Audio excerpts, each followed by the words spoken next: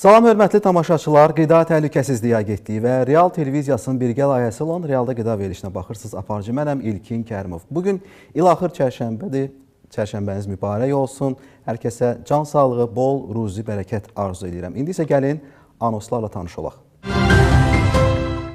İlaxır çərşənbə və Novruz bayramı günlərində süfrələrimizdə qida seçimi necə olmalıdır? Novruzda qidalanmada sağlamlıq üçün hansı məsləhətlərə əməl etməliyik? Bayramda şirniyyat və yeməkləri necə balanslaşdıraq? Ramazan ayında ən çox istehlak olunan xurmanın hansı faydaları var? Mütəxəssislər nə deyir? Bugün Realda Qida verilişində biz ilaxır çərşənbə günündə və qarşıdakı Novruz və Ramazan bayramı günlərində qidalamadan danışacağıq. Amma əvvəlcə gəlin ötən həftə qida sahəsində baş verən əsas xəbərlərlə tanış olaq.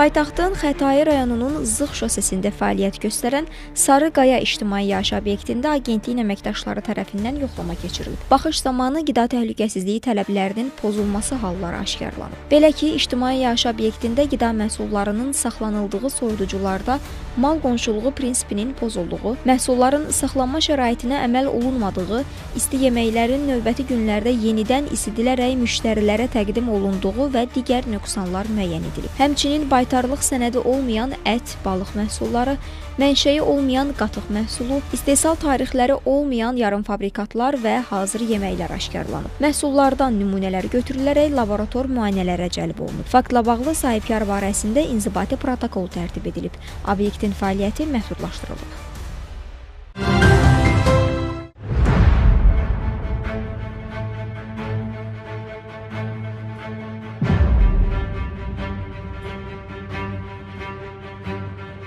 Antisanitar şərait, natəmizlik, sanitar-gigiyenik pozuntular.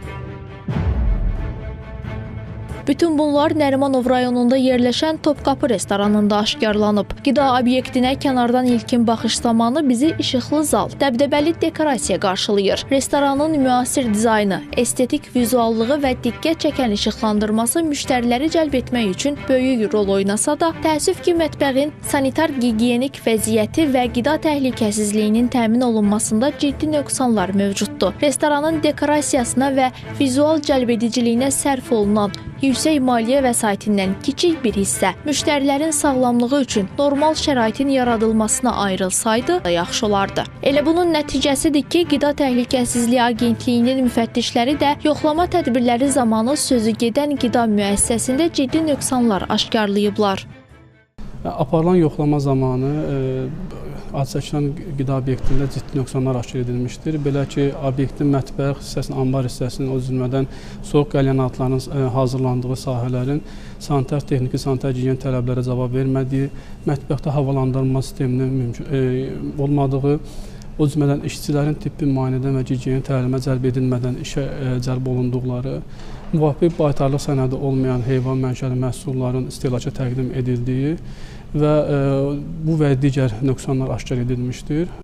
Bölmə rəisinin sözlərinə görə emal olunan məhsullardan nümunələr götürülərək laborator müayinələrə cəlb olunub. Faktla bağlı sahibkar barəsində inzibati protokol tərtib edilib. Qanunvericiliyə uyğun zəruri tədbirlər görülüb. Agentlikdən həmçinin o da bildirildi ki, yoxlama nəzarət tədbirləri digər ərazilərdə də davam etdirilir. Agentlik tərəfindən keçən ildə olduğu kimi bu ildə nəzarət tədbirləri davam etdirilir. Bildirmək istəyirəm ki, cari 2 ay ərzində agentlik tərəfindən ictimai yaşayış obyektlərində 303 planlı və planlaşdırılan yoxlama həyata keçirilmişdir. Bunlardan 283-ündə nöqsanlar aşkar edilmişdir ki, həmin nöqsanlarla bağlı da aidiyyəti üzrə inzibati tədbirlər görülmüşdür. Buradan agentlik olaraq bir daha yaşayış obyekti sahəsində fəaliyyət göstərən sahibkarlara səslənirik ki, öz fəaliyyətlərini, o cümlədən mətbəx hissələrini, qida bloklarını, qida təhlükəsizliyi sahəsində texniki normativ tələblərini uyğunlaşdırsınlar. İşçiləri barədə gigiyenik təlimə cəlb edilməsi, o cümlədən onların tibbi müayinə keçirilməsini təmin etməlidirlər. Qeyd edək ki, agentlik tərəfindən bu cür nəzarət tədbirləri bundan sonra da davam etdiriləcək. Biləsuvarda Heydər Əliyev prospekti ünvanında fəaliyyət göstərən çörək istehsalı müəssisəsində yoxlama keçirilib. Yoxlama zamanı qida obyektinin qida təhlükəsizliyi qeydiyyatına alınmadan və antisanitar şəraitdə fəaliyyət göstərdiyi aşkar edilib. Belə ki, yoxlama zamanı etiketlənmədə saxtalaşdırmaya yol verildiyi məlum olub. Bundan başqa, xam malın saxlanması şərtlərinə və texnoloji ardıcıllığın prinsipinə əməl olunmadığı, xəmirin mayalanmasında istifadə olunan polimer taraların istismara uyğun olmadığı, çörəyin hazırlanmasında istifadə olunan alət və avadanlıqların yağ və çirkdən təmizlənmədiyi, eyni zamanda istehsal olunan çörəyin istehlaka qədərki soyudulmasının həyata keçirilmədiyi müəyyən edilib. Aşkarlanmış nöqsanlarla bağlı sahibkar barəsində inzibati tədbirlər görülüb. Müəssisənin fəaliyyəti dayandırılıb. Məhsullardan nümunələr götürülərək müvafiq laboratoriyaya təqdim edilib. Araşdırmalar davam edir. Kərə yağı adı ilə satılan bəzi yağların tərkibində uyğunsuzluq aşkarlanıb. Belə ki, Qida Təhlükəsizliyi Agentliyinin həyata keçirdiyi nəzarət tədbirləri çərçivəsində fiziki şəxs İmanverdiyev Elman Sahiboğlu tərəfindən istehsal olunan kərə yağı məhsullarından nümunələr götürülüb. Nümunələrin sınaq nəticələrinə əsasən kərə yağı adı ilə satılan məhsul partiyalarında bitki esterini ilə yanaşı yağ turşuları üzrə də uyğunsuzluq aşkar edilib. Aşkar olunan uyğunsuzluqlar qida məhsullarının təhlükəsizlik göstəriciləri ilə bağlı olmasa da, istehlakçı tərəfindən qanunvericiliyə zidd şəkildə istehlakçıların aldadılması və onların hüquqlarının pozulması hesab olunur. Belə ki, kərə yağı məhsulunun üzərində təbii inək südündən hazırlanmış, pasterizə edilmiş qaymaqdan istifadə edilməsi bəyan olunsa da, yoxlama zamanı məhsulun tərkibində faktiki bitki yağının qatılması halı aşkar olunmuşdur. Sözü gedən məhsul partiyaları 7 noyabr 2024-cü il və 23 dekabr 2024-cü il istehsal tarixli natural əmtəə nişanlı kərə yağı, 5 dekabr 2024-cü il istehsal tarixli tac əmtəə nişanlı kərə yağı, 13 dekabr 2024-cü il istehsal tarixli Selski əmtəə nişanlı kərə yağı məhsullardır. Qeyd edək ki, agentlik tərəfindən sözügedən məhsul partiyalarının dövriyyədən çıxarılması və ticarət şəbəkələrindən geri çağırılması ilə bağlı məhdudlaşdırıcı qərar qəbul edilib. Həmçinin sahibkar barəsində inzibati tədbir görülüb. Aşkar edilən nöqsanların aradan qaldırılması ilə bağlı icrası məcburi göstərişlər verilib.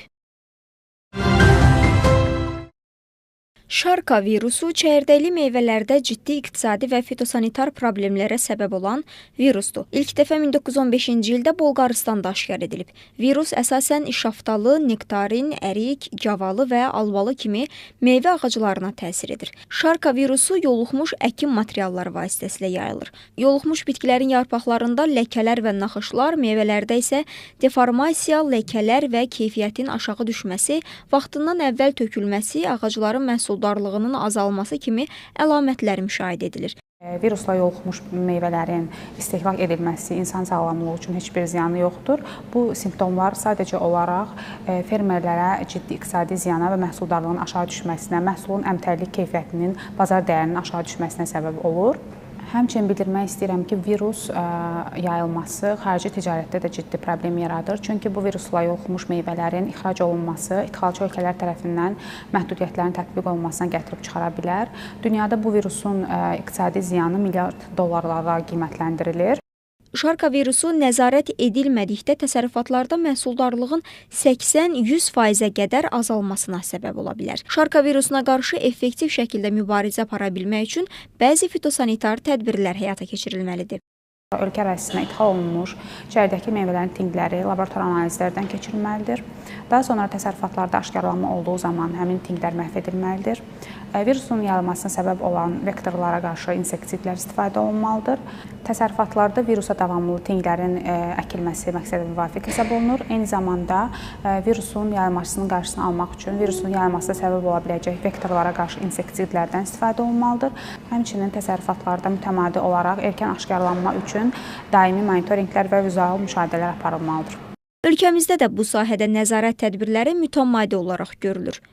Eyni zamanda bildirim ki, agentlik tərəfindən aparılan karantin və nəzarət tədbirləri çərçivəsində Türkiyə Respublikasından Azərbaycana idxal olunmuş 56.000 nektarin tinqində, 18.240 şaxtalı tinqində şarka virusu aşkar edilmişdir. Qanunvericiliyin tələbinə uyğun olaraq tinqlərin məhv edilməsi və geri qaytarılması haqqında qərar qəbul edilmişdir və bununla bağlı ixracatçı ölkə olan Türkiyənin aidiyyatı qurumuna bildiriş göndərilmişdir. Şarka virusu çəyirdəkli meyvələr sektoruna ciddi təhlükə yaradır və təsirli mübarizə tədbirləri görülmədikdə böyük iqtisadi itkilərə səbəb olur. Beynəlxalq səviyyədə tətbiq olunan fitosanitar tədbirlər və davamlı sortların becərilməsi bu virusun yayılmasını məhdudlaşdırmaq üçün əsas strategiyalardır. Sağlam məktəbli layihəsi çərçivəsində ümumi təhsil müəssisələrində maarifləndirmə tədbirləri davam etdirilir. Keçirilən növbəti tədbirdə iştirak edən 70-ə yaxın məktəbliyə agentliyin fəaliyyət istiqamətləri, eləcə də qida təhlükəsizliyinin təmin olunması və sağlam qidalanmanın əhəmiyyəti barədə məlumat verilib. Şagirdlər öz növbələrində zərərli qidaların insan sağlamlığına mənfi təsirlərini əks etdirən səhnəcik nümayiş etdiriblər. Daha sonra Qida Təhlükəsizliyi İnstitutunun mütəxəssisləri tərəfindən təhlükəsiz qidalanma necə olmalıdır və şəkərin insan sağlamlığına zərərləri mövzularında təqdimatlar edilib.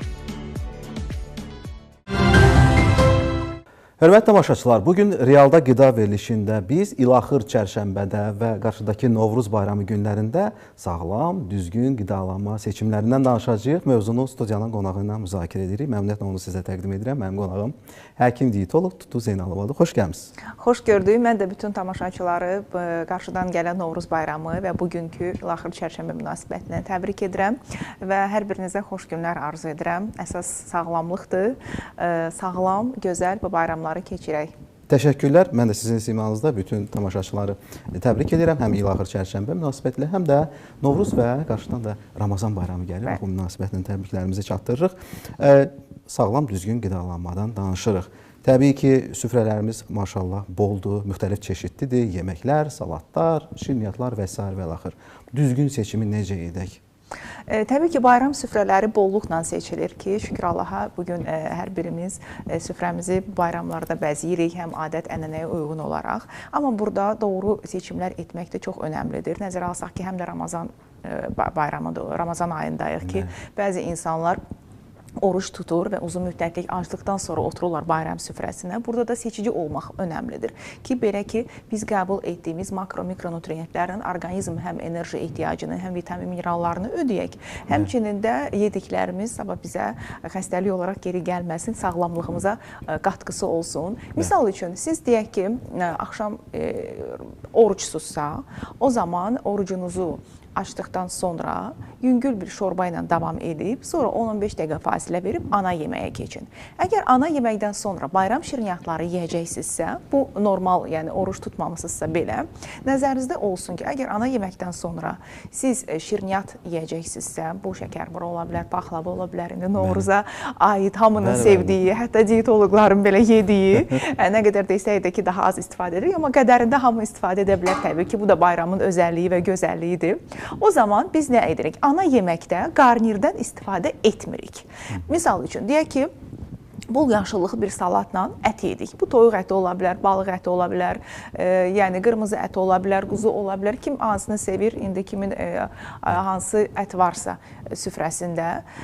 Daha sonra qarnir əvəzinə, deyək ki, ət yeyirsinizsə, artıq plov istifadə etməyin. Yəni, çörək qrupunda yer alan qidaların əvəzinə o şirniyyatı yesəniz, o zaman həm növbəti gün tərəzidə çıxanda çəkinizin artmadığını görəcəksiniz. O yediyiniz şirniyyatlar sizə artıq çəki olaraq, bəli, geri dönməyəcək. Həmçində bayramda yediklərinizdən sonra, bizdə adətən olur, axşam yeməyindən sonra nəfəs almayacaq dərəcədə bir şişkinlik, ağırlıq çökür ki, bu hallardan da qaça bilərsiniz. Misal üçün, götürək bir paxlavanı və ya şəkərburanı. Tərkibində nə var? Un var, şəkər var, qoz var və yağ var və ya fındıq deyək ki. Deməli, biz paxlava və ya şəkərbura yediyimiz gün maksimum karbohidratları azaldacağıq. Deyək ki, bayram süfrəsində rəngli, şirin, qazlı içkilər, meyvə şirələri əvəzinə, kompot əvəzinə adi su içəcəyik. Buradan şirniyyatımızı azaltdıq. Çörək və çörək qrupunda yer alan digər qidaları ki, bu çörəkdir, düyüdür, qarabaşaqdır, kartofdur, bunları yeməyəcəyik. Onun əvəzinə o paxlavadakı, şəkərburadakı şəkəri və unu istifadə etmiş olacağıq. Həmin günü çayımızı əgər şəkərbura paxlava ilə içiriksə, o zaman əlavə qoz, fındıq falan istifadə etməyə ehtiyacımız yoxdur. Çünki o şəkərburanın içindəki qozla, çərəzlə də o qismən yağ ehtiyacımızı da ödəyəcəyik. Yəni, bu, baxaq, o yediyimiz desertin tərkibinə uyğun olaraq qidalar rasionumuzdan çıxartsaq həmin günü, onları yediyimiz gün, o zaman məncə daha rahat və sağlam keçirə bilərik bu Ramazanı. Bir də əsas məsələ, İlkin bəy, burada nədir? Bu şirniyyatları ac qarnına yeməməkdir. Çünki biz ac qarnına şəkərli qidaları istifadə etdiyimiz zaman qan şəkərimiz sürətlə yüksəlir. Və sürətlə yüksələn qan şəkəri bir müddət sonra eyni sürətlə aşağı yenir və bu insanların daha çox şikayəti olur ki, mən yemək yeyəndən sonra məni yuxu basır. Xüsusilə səhər yeməkləri var. Səhər yeməklərində və yaxud deyək ki, oruç tutmusunuz, axşam bayram süfrəsində orucunuzu şəkərbura paxlava ilə açmayın, bir proteinli bir şorba içib, ət yeməyi yeyib, daha sonra şirniyyatınızı yesəz, o şəkər sıçramalarının qarşısını almış olacaqsınız. Və ya olmadı da elə bir yerdəsiniz ki, heç bir alternativiniz yoxdur, məcbur qoğalla və ya şəkərbura və paxlava ilə yeyəcəksiniz nəsə. O zaman biz nə tövsiyə edirik ki, bəzi çalışmalar var buna dair ki, ev üsulu hazırlanmış alma sirkəsi bir xörək qaşığını bir stəkan suya qatıb, şəkərli qida yemədən öncə, 20 dəqiqə öncə istifadə etsək, o şəkər sıçraması 40-50% daha aşağı olur. Deyək ki, qan şəkərimiz 40-50% daha aşağı sürətlə yüksəlir ki, bu da qismən bizə kömək edəcək ki, bu qidaları yedikdən sonra narahatçılığımız olmasın. Burada bir də toxunmaq istəyirəm qidaların bişirilmə qaydasına ki, çox yağda qızardılmış yeməklər istifadə etməyək. Daha yaxşı olar ki, sobada bişmiş, şiş, tavada yağsız, buğlama kimi bişirilmə üsullarından istifadə etsək, bu zamanda bayram günlərində daha sağlam qidalanmış olarıq. Bir də nəzərə alsaq ki, bayram günlərində tətildir. Ölkəmizdə səhv etmirəmsə 11 günlük bir tətil var və bu tətildə bir çoxları rayonlara, otellərə üst tutacaq, restoranlara gedəcək. Otellərdə də bilirsiniz də açıq bufetdir və hər şey təqdim olunur. Burada da diqqətli olmaq lazımdır, çünki orada istehlakçı ödənişlə aldığı üçün o yeməyi restoranlarda da eyni şeydir. Çox böyük israfçılığa yol verilir. Təəssüf ki, bəli. Və istehlakçı verdiyi pulun qarşılığında çalışır daha çox yararlansın və buna görə də qarşısına gələn yeməyi yeyir, daha çox yeyir. Yaxşı olar ki, biz həm də müqəddəs aya təsadüf edib Novruz bayramı. Yaxşı olar ki, biz o yeməkləri yeyəndə bu yeməyə ehtiyacı olan, bəlkə ürəyindən keçən kimsə varsa, hansı bir yaxınımız varsa, onu yad edək, paylaşaq. Çünki bilirsiniz ki, ötən il COP29 da Azərbaycanda keçirildi və burada da əsas mövzulardan biri israfçılıq idi ki, hər il dünyada istehsal olunan qidanın 1/3, yəni 1,3 milyard ton qida israf olunur və bu israfın 1/4-nin qarşısını ala bilsək, biz 870 milyon ac insanı doyura bilərik. Buna görə də elə bayram süfrələri əslində təəssüf ki, bu israfçılığın ən böyük səbəblərindən biri olur. Çünki çalışmalar da göstərir ki, bu israfçılığın 61% məişətdə olur. Məhz məişətdə daha çox israf olur qida. Və buna görə də otelləri misal çəkdiniz. Elə bayram süfrəsində elə vətəndaşlar özləri də müxtəlif cürbəcür yeməklər hazırlayırlar. Halbuki onların hamısını bir gündə zaten qəbul etmək mümkün deyil. Əlbəttə növbəti günlərə də saxlanılır. Bayat yemək də qızdırılır, yenidən qəbul olur. Bu da düzgün hesab edilmir. Əlbəttə ki, və ya saxlayacaqlarsa qalan yeməkləri bayramdan sonra, istəyirsiniz bu haqda da məlumat verək. O yeməkləri dərin dondurucuda saxlasınlar, amma yeyəcəkləri qədər porsiyaya bölsünlər. Çünki dərin dondurucudan bişmiş qidanı çıxarıb biz isidib, ikinci dəfə təzədən onu dərin dondurucuya qoymağı tövsiyə olunmur. Buna görə də əgər gördünüz ki, yemək çox qalıb, israfçılıq olmasın deyə hazır yeməkləri paketləyin və dərin dondurucuda saxlayın. Bir də salatlar da bağlı istəyirəm ki, fikrinizi bilirsiniz. Xüsusilə də mayonezli salatlar. Bax, o seçimi necə etmək lazım? Bu seçimdə yaxşı olar ki, bayram günlərində mayonezli salatlar mümkün qədər istifadə olunmasın. Çünki bu həm artıq kalori miqdarıdır aldığımız, həmçinin də bu qidaların bir də masada qalmaq müddəti var ki, biz axşamdan açırıq masanı və gecə saat 2-yə 3-ə kimi masa qalır açıq və istidə 6, 7, 8 saat masada qalan yeməklər əslində artıq istifadəyə yararsızdır. salatı yeyəcəkləri qədər masaya qoyub, yedikdən sonra da dərhal toplayıb soyuducuya qoymağı tövsiyə edirik. Salatları isə daha çox mövsümü tərəvəzlərdən hazırlayıb, üzərinə zeytun yağı əlavə edib, yəni fresh salatlar istifadə etməyi daha çox tövsiyə edirik. Nəinki mayonezli, xamalı salatlar və yaxud deyək ki, 4 çeşid salat hazırlayacaqsınızsa ki, biz bunu çox sevirik. Onun biri mayonezli olsun, heç olmasa qalanları mayonezli olmasın. Çünki bizdə nə baş verir? Paytaxt salatı, mimoza, üstünə nə bilim başqa bir mayonezli salat və baxırsan ki, biz ümumiyyətlə millət olaraq tərəvəzi çox təəssüf ki, az istifadə edirik. Çünki biz əslində sağlam yaşamaqdan danışırıqsa, biz günə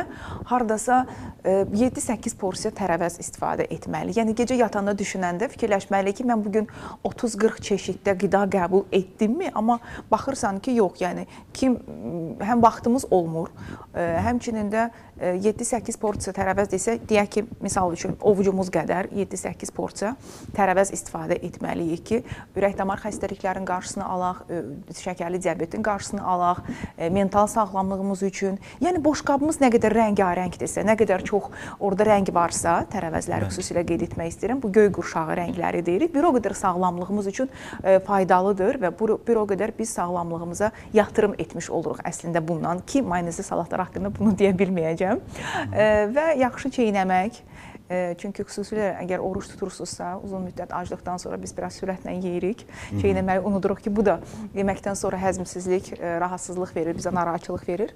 Novruz konçasında müxtəlif çərəzlər, meyvə quruları və s. Qəbul zamanı, bəli, çərəzlərin xüsusilə qəbul zamanı nələr diqqət hər şey yemək olar. Biz nəyisə qadağan etmirik təbii ki. Hər şey insan üçündür, amma miqdar önəmlidir. Bəli. Yəni, o çərəzlərin miqdarı bir ovuc içi qədərdir. Deyək ki, hər bir insan o çərəzlərdən götürdü, ovucunun içinə, bağlı ovucun içinə nə qədər yerləşirsə, o qədər. Bəli. Və ya deyək ki, meyvə biz sevirik də yeməkdən sonra bayram günü bir böyük bir meyvə buludu qoyuruq qarşımıza, açırıq realda qidanı və baxırıq nə yeniliklər var qida sahəsində ölkədə. Yəni, bunlar da porsiya olaraq yeyilsə daha yaxşı olar. Çünki meyvədir, çərəzlərdir, bunlar xarab olmur. Bunları növbəti gündə yeyə bilərsiniz. Su qəbulu ilə bağlı hansı tövsiyələriniz? Su qəbulu, deməli, yeməklərin ortasında, bu sonunda mı? Yeməklə bərabər də bir stəkan su içməkdə bir problem yoxdur. Bəzən deyirlər ki, yox, çox su içmək mədədə problem yaradır, həzmsizlik yaradır. Yəni, o içdiyiniz su, yeməklə bərabər içdiyiniz suyun sizə həzmsizlik yaratması üçün siz gərək 5 litr suyu birdən içəsiniz. Ona görə bundan qorxmaq lazım deyil. Əsas odur ki, içdiyiniz mayi şirin içkilər olmasın, rəngli içkilər olmasın, daha çox su olsun, içinə biraz limon əlavə edə bilərsiniz. Amma deyək ki, yeməkdən öncə bir yarım saat öncə içməyiniz, yeməkdən yarım saat sonra yemək vaxtında bir stəkan su içə bilərsiniz. Əgər oruç tutursunuzsa, yatana qədər hər 30-40 dəqiqədən bir su içməyi tövsiyə edirik. İmsakda mütləq su içilsin, amma çox birdən-birə çox içilməsin. Çünki bəzən dururlar imsaka və bir surahi suyu birdən-birə içirlər. Bu su elə sürətlə də bədəndən xaric olur. Buna görə də çalışın imsakda da yeməkdən öncə bir stəkan su için və yeməkdən sonra bir maksimum 2 stəkan su içməyiniz kifayətdir ki, axşam da orucu açanda içirik. Daha sonra yatana kimi də 3-4 stəkan içsək, günlük 8 stəkan suyumuzu içmiş oluruq. Biz daha çox, doğrudur, bayram süfrəsindən, Novruz süfrəsindən danışdıq.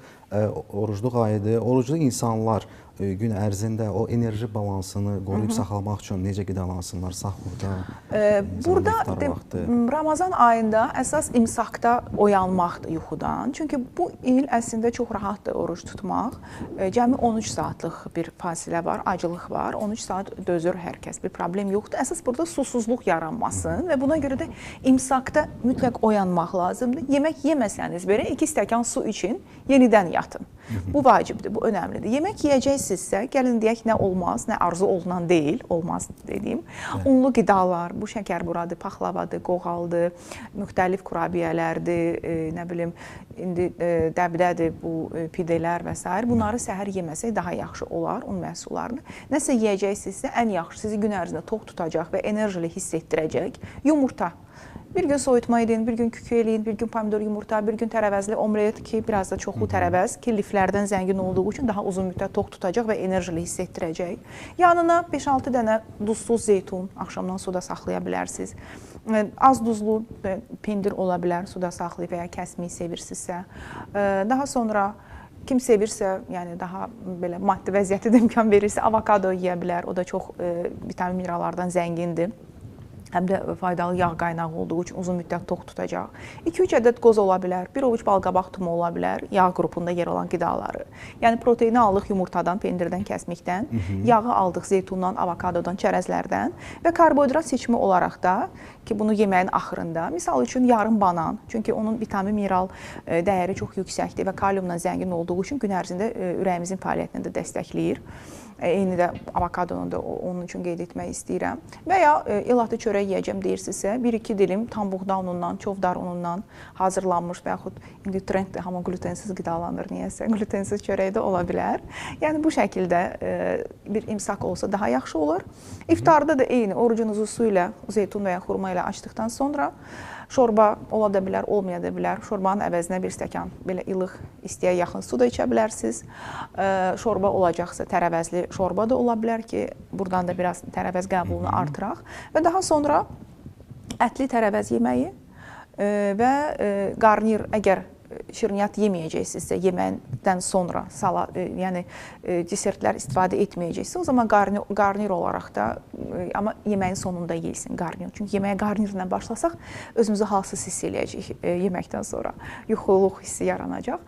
Və buna görə də qarniri yeməyin sonuna saxlamaq daha yaxşı olar. Bişirilmə qaydaları biraz əvvəl qeyd etdik ki, daha çox sobada, şiş, manqalda ola bilər, təndirdə, kim necə sevir. Əsas yağda qızartmayaq əti. Amma tərəvəzləri soteleyə bilərik yağda. Bol yaşıllıqlı salat, içinə biraz limon sıxırıq ki, ətdən aldığımız dəmirin mənimsəməsini daha da yaxşılaşdırsın, tərkibindəki C vitamini və sonra biraz fasilə verib, istəyə görə 1-2 porsiya meyvə, 1 ovuc çərəzlə və ya həftədə 1-2 dəfədə südlü şirniyyatlardan və ya indi Novruz bayramına təsadüf etdiyi üçün qədərində hamısı bir gündə olmamaq şərti ilə şəkərbura, paxlava, qoğalda yemək olar. Novruz təamlarından yemək olar. Amma fiziki aktivliyi də unutmuruq. Fiziki aktivliyi unutmuruq. Ən azı bir axşam gəzintisi və s. İftardan sonra yaxşı olar ki, yarım saat heç olmasa piyada gəzək. Əgər çölə çıxmaq imkanınız yoxdursa, evdə mahnı qoyub rəqs eləyə bilərsiniz və ya yerinizdə addımlaya bilərsiniz gəzmək məqsədi ilə. Bu yaxşı olar. Yox, professional idmanla məşğul olursunuzsa və yaxud Ramazanda da mən idmandan kənar qalmayım deyirsinizsə, o zaman yaxşı olar ki, orucunuzu açıb, şorbanızı içib idman edəsiniz. İdmandan sonra ana yeməyə keçəsiniz ki, ağırlıq hissi yaranmasın. Yüngül idman edənlər ki, yoqada, pilatesdir, onlar bu idmanı edə bilərlər iftara yaxın. Misal üçün saat 6-nın yarısı, 6-da yoga pilatesi edib ki, sonra artıq orucularını aça bilsinlər. Çünki səhər intensiv idman etsələr, tərlə biraz daha su itirəcəklər, maye itirəcəklər ki, bu da gün ərzində susuzluğa bağlı olaraq halsızlıq, baş ağrısı kimi şikayətləri artmasına səbəb ola bilər. Çox sağ olun, təşəkkür edirəm. Mən təşəkkür edirəm. Ətraflı məlumat verdiniz. Bəlkə nəyisə soruşmadım. Son olaraq demək istədiyiniz nələrsə varsa əlavə edə bilərsiniz, yoxsa? İnsanlara sağlamlığını, sağlam ikən qorumağı tövsiyə edərdim, arzu edərdim. Bayram bizə yemək üçün verilmiş son şans deyil. Bu yeməkləri şükür Allaha bolluqdur. Bayram olmayan günlərdə də tapırıq və miqdarına diqqət yetirərək aramla az-az yeməyi tövsiyə edirəm hər şeydən. Çox sağ olun. Bayramınız bir daha mübarək olsun. Təşəkkür edirəm, gəldi studiyaya. Mən təşəkkür edirəm, çox sağ olun. Hörmətli tamaşaçılar, mənim qonağım həkim dietolog Tutu xanım Zeynalova idi. Bizim bugün İlaxır çərşənbədən və qarşıdakı Novruz və Ramazan bayramı günlərində düzgün, sağlam qidalanmadan danışırdıq. Bayram günlərində qidalanmanın optimal rejiminə və balanslaşdırılmasına diqqət edilməlidir. Yəni gün ərzində çox az porsiyalarla qida qəbul etmək və orqanizmin gündəlik zilal, yağ, karbohidrat ehtiyacının ödənilməsinə diqqət yetirmək lazımdır. Və ağır yeməklər yeyildiyi üçün həzm prosesini asanlaşdırmaq məqsədi ilə təzə tərəvəzlərdən hazırlanmış salatlara üstünlük verilməlidir. Adətən bayram günlərində mayonezli salatlara daha çox üstünlük verilir. Bu zaman daha çox düzgün şəraitdə saxlanılmadıqda qida zəhərləmələrinə səbəb olan ingrediyentlər, yəni mayonez, yumurtadan istifadə olunur. Ona görə mayonezli salatlar hazırlandıqdan sonra uzun müddət süfrədə, otaq temperaturda saxlanılmamalı və soyuducuya yerləşdirilməlidir. İsti yeməklərə gəlincə isə daha çox soba yeməklərinə üstünlük verilməsi tövsiyə olunur. Balıq və toyuq yeməklərinin isə birdəfəlik istehlak edilməsi məsləhətdir. Novruz bayramının əsas şirniyyatları olan şəkərbura, paxlava, badambura kimi çərəzlərlə dolu və bol kalorili şirniyyatlar adətən bayram süfrəsində xüsusi yer tutur və axşam bayram yeməyindən dərhal sonra bu şirniyyatlarla çay içilir. Təbii ki, bu tövsiyə olunan bir hal deyil. Yaxşı olar ki, ümumiyyətlə axşam saatlarında deyil, gün ərzində yeməkdən 3-4 saat sonra çayla birlikdə şirniyyatlar istehlak edilsin. Realda qida davam eləyir. Ramazan ayı günlərində ən çox istehlak olunan məhsullardan biri də xurmadır. İrəlidəki sujetdə biz xurmanın faydalarından danışırıq. Xurma həm dadlı, həm də çox faydalı bir meyvədir. Bu şirin meyvə Ramazan ayında oruç tutanlar üçün əvəzolunmaz qidalardan sayılır. Yüksək qida dəyərinə malik olduğu üçün orqanizmin acılığa olan müqavimətini artırır və bədənin enerji səviyyəsini yüksək saxlamağa kömək edir. Buna səbəb xurmanın yüksək qidalıq dəyərinə malik olmasıdır. Bir ədəd quru xurma 20-28 kalori etifa edir.